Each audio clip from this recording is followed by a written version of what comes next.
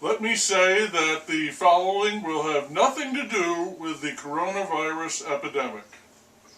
This is going to be about travel writing. Probably because I have never done much traveling, I got a copy of a book of the best travel writing in essays from last year, 2018. In its introduction, the book made the distinction between traveling and going on a vacation. And I don't dispute that. Travelers move with a plan. They have an agenda and a goal. Unless they are going on an expedition, and that's getting pretty rare, travelers pack lightly, but they are physically and mentally prepared for rough going. Tourists want to see the sights. They want to be pampered. Often they come in droves. Vacationers want to get away. They want to swim, drink, go on rides, drink, shop, relax, lay on a beach. A traveler wants to experience something rare. A tourist wants to see something amazing. A vacationer wants to veg out and have some fun. Travelers often alone.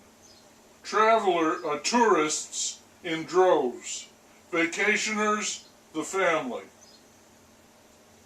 On the whole, and especially in some parts, I enjoyed the book.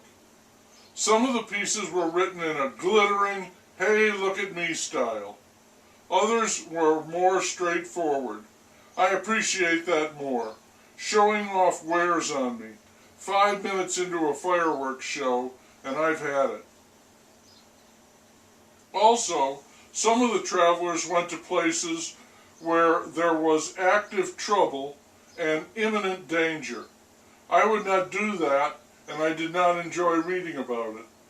It bothers me that people travel to places where simple daily life is terrible, and they write about it, how terrible it is, and they get published, and they leave, and it's still just as terrible there, every terrible day. But harsh, unfair circumstances motivate some people. I understand that. One wrote, last summer, feeling less confident than usual in the merits of my own species, I went to Sumatra. That pretty much for me sums up that approach. The word species came up again in a piece that walked through the tiny movements of the entrenched fighting lines in France during World War I.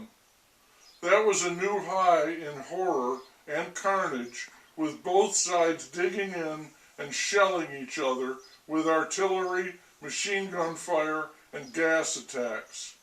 When the killing was finally over, many memorials were built, claiming that we would remember, the dead would not be forgotten, in the war to end all wars.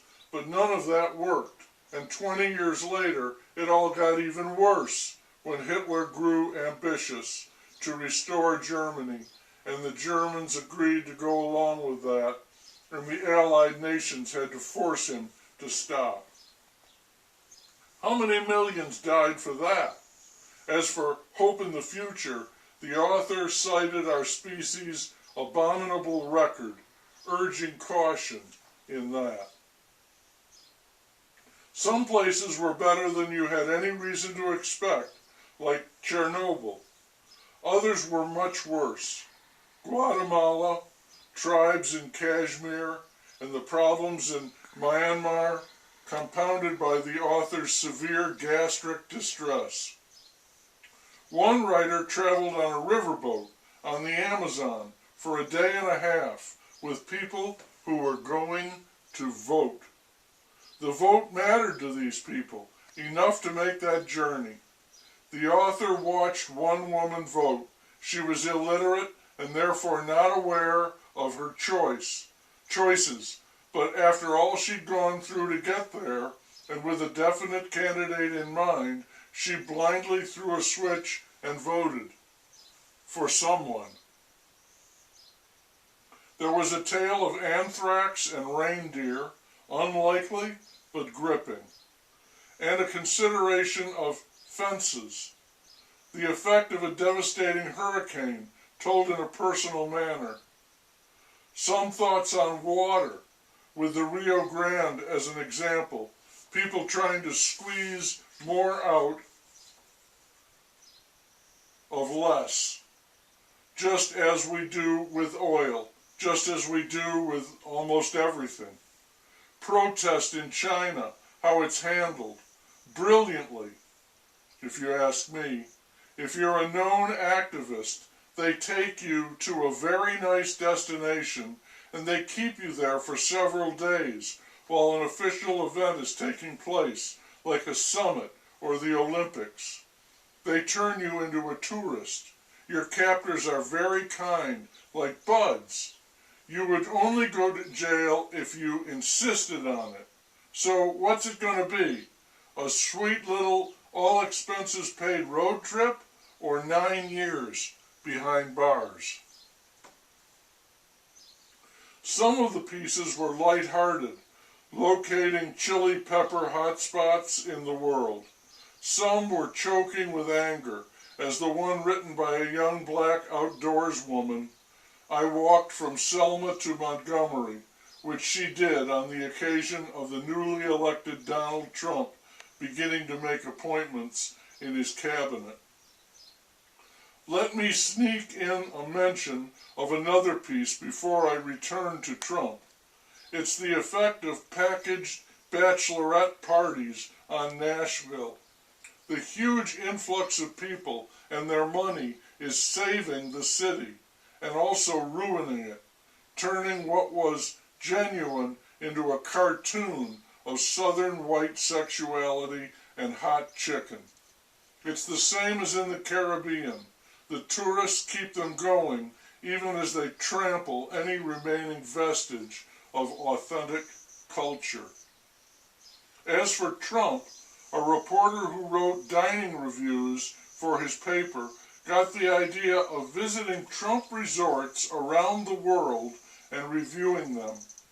He found them to be very expensive and, while not bad, relentlessly mediocre. And if they tried to reach a true high note, they failed. Most had not been built by Trump and were not even owned by him. Either it was his name that was attached to everything in the place, right down to the soap and slippers. These places were not built well, were poorly managed, lasted for a short time. In some, they were like the man, enormous, oversized promises, delivering gaudy, pricey, yet oddly cheap and disappointing quackery. Yes, there's a lot of Barnum in Trump, the showman.